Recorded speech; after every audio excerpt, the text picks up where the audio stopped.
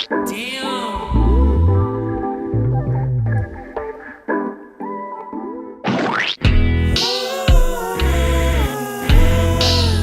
everyone.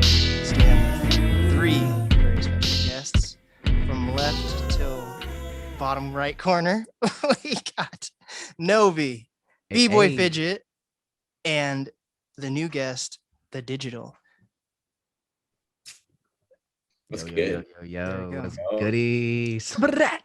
So it's crazy. I think I interviewed both Bboy and Nobi before I rebranded. Like when I first started my podcast, I was still like Triple H NAST.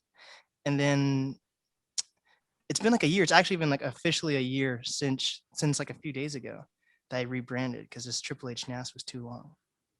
Damn, that's what's up. Yeah, and I would have never thought that you and Bboy would have connected. How'd you guys connect? Through TheDGTL. TheDGTL made it happen. Oh shit. So first, TheDGTL is known. Did you move to Seattle with Nobi, right? There's something where like you and Nobi have known each other for like a long ass time. Oh, long ass time. Go ahead. Yeah. Oh man. I mean, there's so much to the roots of how I got into the Seattle music scene, but it was through actually Shayhan. I'm wearing a Sultan's hat right now. And that's how Nobi and I met. I moved here from Boston. I'm originally from the PNW, but I lived in Boston for 7 years and then moved back out this way. And yeah, I've been here about 7 years now, which is crazy. Yeah. And then how'd you meet Bboy? So Bboy and I met at a show first, right? No, we met at Catalyst Labs at Rainier Ave Radio. He was doing a Fresh Juice interview, right? I believe. Shout out D Money, Taylor Hart, and all them, Patron. And so we started working a little bit out of that studio, and we connected a lot more at my the spot I was more recently at up north with Philip Peterson at the North City Theater, House of Breaking Glass. So, yeah. But go ahead. I know I'm not supposed to do that, but I had to interject and just add one thing that you forgot was that. So, first of all, TheDGTL is a very dope producer. He's a good networker, and he's also a DJ of sorts because I was rocking we were both rocking at Nectar Lounge. You were working with Kung Fu Grip, and I was opening. Yeah. We were opening up for Bun-B at Nectar Lounge, and I saw you there, and that was kind of what set it off. And then I saw you at Rainier Ave. So it was like there was a whole bunch of events that kind of took place, and it was just like, man, I keep bumping into this guy. I think we just need to lock in, Man, I forgot about the Bun-B show, bro. Oh my God. I got the evidence. Oh, shit. Wow, that's insane. That's crazy. Full circle. I got a song with Hentai dropping at the end of the month. Oh, so he's getting back into music? I thought they were both taking like a break, weren't they? They ain't never gonna take a break from being artists. You know what I mean? They still been working. Greg dropped Home Base last year. That made Seattle Times top 20. Interesting. And one of them's into like cooking or something, right? They both cook. One of them works in a full-on restaurant. What's that one pop-up down there? I believe it's the pop-up down by CenturyLink. Okay, interesting. Right. So this isn't like all three of you guys aren't just connected like over the pandemic. You guys, because Bun-B had to be before. COVID. Oh yeah, long time ago. That was 2019. Oh shit. Okay. That was May 11th, 2019. Holy hell! Almost 2 years ago. Wow, I would have never thought that. Super cool. Yeah. Wow. But we've been kind of rocking for a minute then. That's cool. And we've been like connecting on a pretty like regular basis, all of us, honestly. And this was one of the first records we really all like felt the energy, and we're like, oh yeah, like Bboy cut, I'll let him tell it. But I will say this is that me and the digital, we're working on a project together, which is actually like the first time I've ever announced it to anybody. And we've been working on it low key for about a year, but we just been doing it organically. Like we link up when we can because we're both really busy, and he'll send me stuff, or he'll even be. The formula's really been, he might even just be making a beat right there in the studio, and then I'm writing to it. And so, of course, Nobi being the workaholic that he is, we cross paths many a time, and I've always been a fan of his music and listened to it because digital will always be playing me stuff they're working on, and the clean beat came up, and I was like, well, who's that? What's going on with this beat? And it was just kind of open. It wasn't finished, and I was like, man, let me just go ahead and put something on it. And if he don't like it, it ain't gonna hurt my feelings, take it off. You know what I'm saying? But really that was our introduction, was that the love was there first. The love for the music was there first. The camaraderie between all of us, like, the respect was there. And it was like, yo, I'm just gonna lay this down and you just shoot it up in the air and see what happens. You don't like it, throw it back at me. But I actually just strengthened our whole relationship, and I look forward to many more features with both of these fellas. Wow. Wait, so Bboy heard the beat first before Nobi then, or? I think I had like a hook fleshed out or something. I think I had a hook on there. It was all rough because me and Bboy kind of work similar. We go there and we'll just start cooking. You know what I'm saying? And I wrote a hook, threw it on there. Probably forgot about it. I can't remember. There was a lot of songs in that time period that we were making, and then sat on it for a second. Bboy threw the verse on there, and that kind of like ignited the inspiration for me to finish the verse. And the song came. The whole song came. Even before like the beat, like Cameron came through and just digital and Cameron just like laid down like 6 beats. Like it was a batch, bruh. Wow. Yeah. Like they would like be cooking, and then I would write something real quick, and then they would just go to the next one, and I write something real quick, go to the next one, and then finally I was like, wait. And then like that was when I laid down the hook for Clean, and then we sat on that. Bboy laid the verse, and I came back and laid the other verse down, and then it was a wrap. So were you guys all in the studio when this happened, or did you do it all like separate times? I think when Clean first started getting made, it was me, Cameron, and Digital. Yep. And then I assume Digital played it for Bboy during one of their sessions, and then the verse got laid down. Wow. And so how'd you meet Cameron?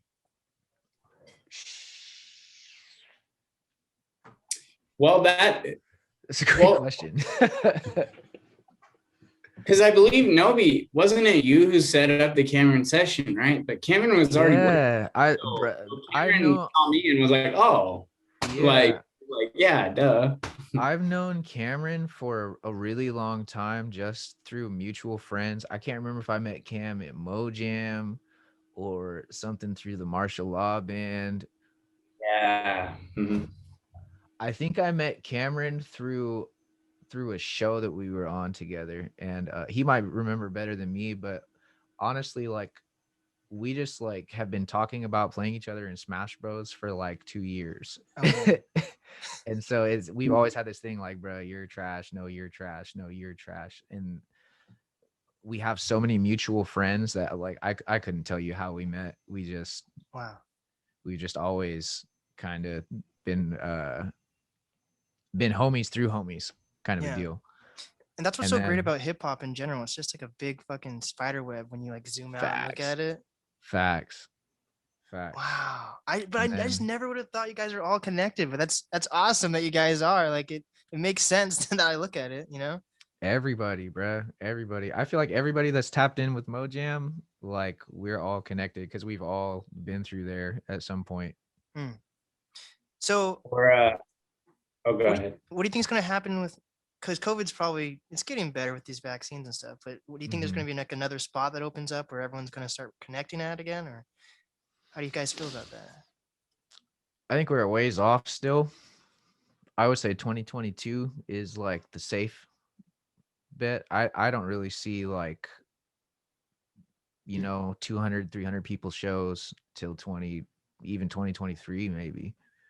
Um, but I'm certainly interested in who is going to start laying the groundwork for live performances first. And when I say live, I mean like in person. Yeah. There's gonna be some money in that shit. Whoever decides what to do.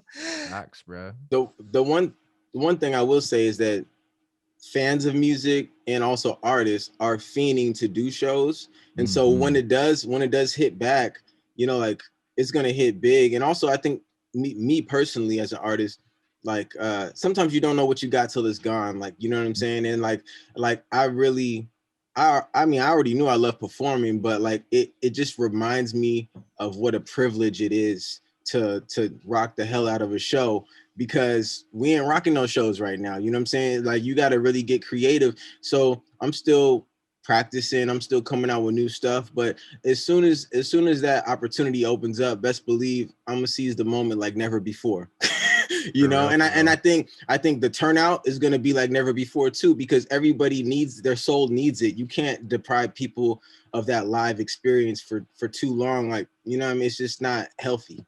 You know? 100%. It's not natural. Mm-hmm. It really is not. It's not.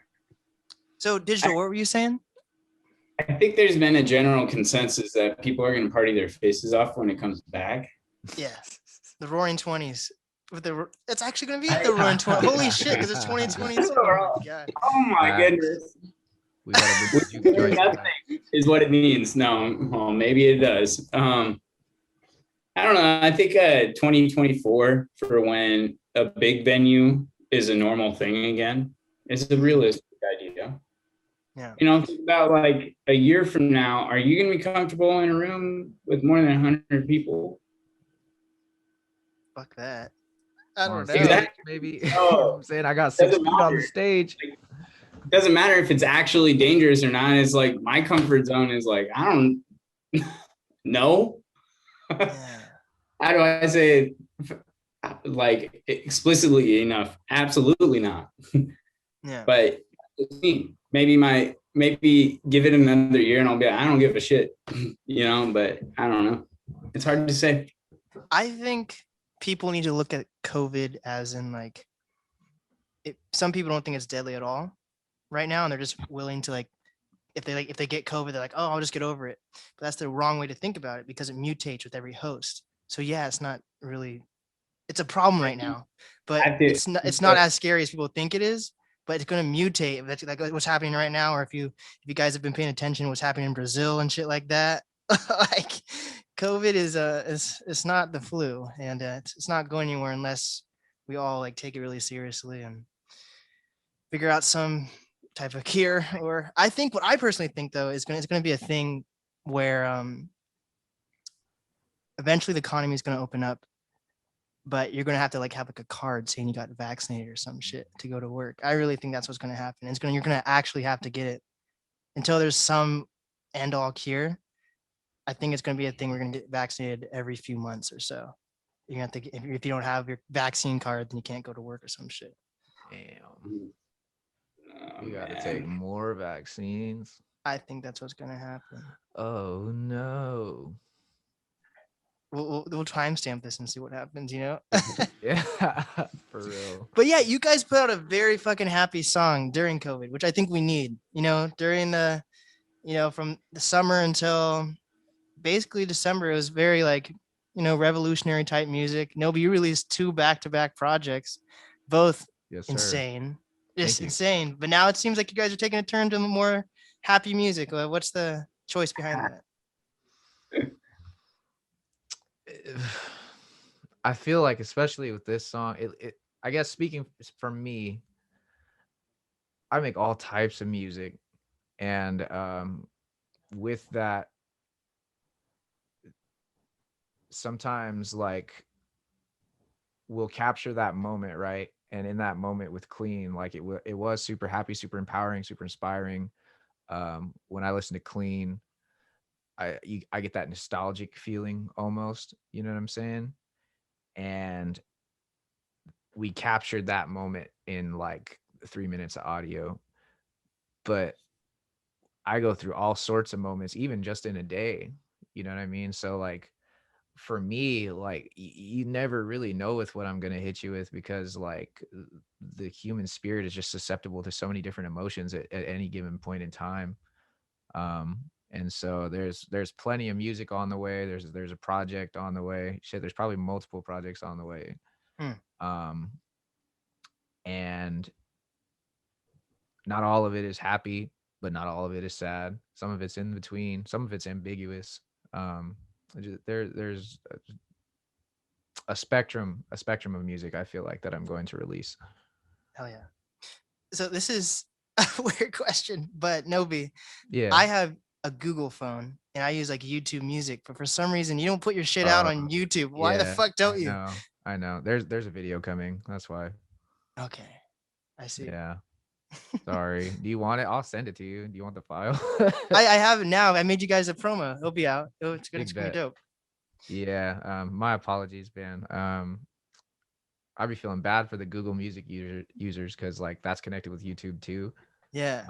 But the reason, if I ever release something that doesn't go like onto YouTube or Google Music, is because there's video stuff on the way every time. Oh shit. That's the only reason why. Makes sense then. I actually put it on YouTube the other day, so it's there now. Oh, Bet. okay. You can look. Go get it. But hey, So B-Boy, why'd you guys decide to go with the Rugrats theme?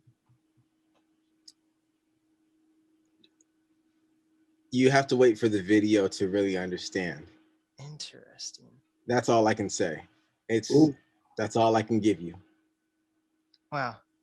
Who's Hi. the artist behind it? The cover art. That's the homie Jay. I grew up with him. He's from Tri-Cities. He does a lot of the work, a lot of artwork for ETC. And he's the homie. Like we go way back. So we got the idea for the Rugrats theme, and I hit him up because he's amazing with like cartoons and caricatures. I butchered that word, but you know what I mean. Yeah. So we hit him up. Caricature. Say that 10 times. Yeah, fast. exactly. His Instagram is awal.j. Hell yeah. Jay. I think Digital wants to say something. No, just he killed that cover. I couldn't believe he turned me He into. sure did, bro. So breakdown, what's ETC? ETC Tacoma is a clothing company in Tacoma. They're like, I would say, the staple urban fashion wear out there. Interesting.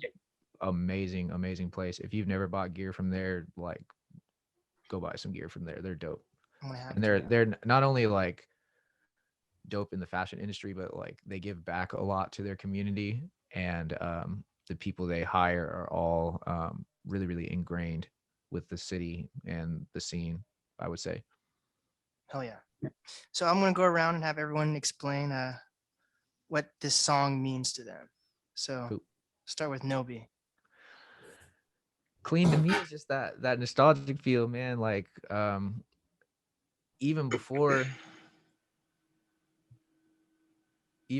I had like written words to it, I knew that I wanted to capture like that 90s, early 2000s Nickelodeon feel, because that's what the, I don't know, the drums and the guitar spoke to me. So for me, it's like taking you back to that time when you heard one of your favorite songs, like back in the day when you were a kid. Hell yeah. B-Boy. Am I supposed to? Did it freeze? Am I supposed I to keep don't going? know. Is it frozen? I think it's B-Boy. I don't think so. See. Yeah, I was just waiting for my cue. Okay, so for me, it's similar. I always let the beat tell me what to do. I feel like the beat will guide you. And even when I posted it on Instagram, I said in my caption, I said I felt like the beat was smiling. You know what I'm saying? Like it really, if a beat could smile, it was smiling to me. So it's like it would be going against the grain to do anything too deep or dark or anything like that on that particular track. The track really set the mode for everything. So what clean means to me is just good times, and no worries. You know what I mean? Like when that beat comes on, I feel like especially like in certain settings, like when we are able to have gatherings, I think it's still gonna be, even years from now, I feel like that beat come on and motherfuckers just are gonna start smiling. You know what I'm saying? It's a mood changer, like off top. And at the end of the day, I always promote positivity no matter what. Like that's we're in it to bring people together, to inspire. And that beat just spoke to me, so much that I had to lay down a verse like right when I heard it, so, and that's special, you know what I'm saying? So it's definitely a very special song, and I think it has some longevity. Yeah. Hell yeah. Digital. Wow. Both of you guys' answers were so good. Mine's a little different because it's like you were like caught up. I was in the middle of what was one of the most crucial years for me as a producer, working with Phil at a House of Breaking Glass. And we just really had this feeling like of openness to our collaboration. I mean, even the drums are from Vito Maserati, who's the other half of the digital. And he's done more sound selection than anything lately. So for me to use a full drum line and all that and incorporate like that mood and that feeling that he really invoked from the beginnings of our collabs back in 2011, really like it felt like just a really good harmony. You really catch the synergy in the studio and in the space through the whole song, from Cam's part to the sample and the overlaying kit that I put on there, and Phil threw in a bass line, like just a bass line. He's like a cello virtuoso throwing bass lines on my work. Like it's about just like effortlessness. Nobody even asked a question about it. I mean, I think the only question that was asked was like, Bboy was like, can I put a verse on this? And I was like, yeah, man, let's see what happens. And that's kind of like how that whole record is really like in a moment where we were finding our own way to still be inspired too, in the middle of like pandemic unrolling and all this stuff. Is at the very beginning stages of it, like through early summer. So it really, to me, it just captures that whole moment really well. Is a really cool part of the year. Yeah, definitely seems like it was a long time coming. Oh, I would say definitely. I mean, Nobi and I've kind of been looking for a record kind of like this for a while, and we've had a couple that almost were there. And indeed. After we uploaded this, we finally acknowledged, like, cool, we finally have like an upbeat record. There we go. Yeah, man. It's hard for me to make a happy song if I'm not happy. You know what I'm saying? And like sometimes I'll hear a beat and I'll know that the song needs to be happier, and it's just something I can't fake the funk on ever. And in the case of Clean, I was very, very happy when I made that song. And I think it transferred, you know what I'm saying? And in the past it hasn't. It's almost transferred, but not all the way, for sure. Yeah. This was I like when I saw you post this like the day before, because you posted it and then you said it was like coming out tomorrow or something like that. When I saw that, I was like, holy shit, both my guests on a song together, 3 of my guests actually on a song together. I'm like, oh.